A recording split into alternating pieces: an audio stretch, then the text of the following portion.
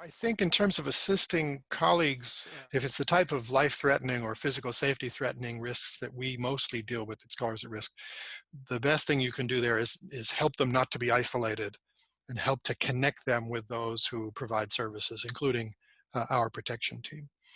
If the risk is more along the lines of just feeling intimidated about sharing our ideas, or even just a loss of community in which we can share those ideas, both of which are sort of natural outgrowths of this type of home living that we're in right now.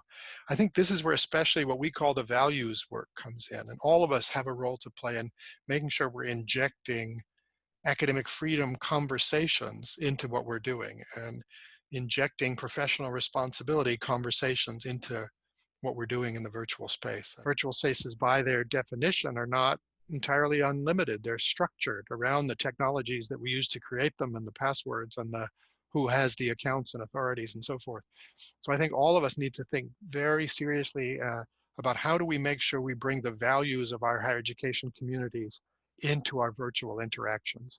How do we create that open, safe, free space for us to engage in conversation where it will go and to bring in new information and to challenge ideas? Most of us are busy with our day-to-day work so much that we sometimes take those things for granted. And I think this moment is a time to remind ourselves of what we shouldn't be taking for granted. This is the moment to be proactive, not just for today, but also to make sure we're cultivating the roots of our institutions for the transition out of this moment.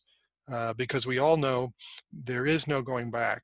So our institutions are going to be different going forward. And I think if we invest in a culture of values now that helps those who are feeling risk and reminds us of what makes our institutions and our sector special, which is the values at the heart of those spaces, then I think we have a chance to come out of this even stronger.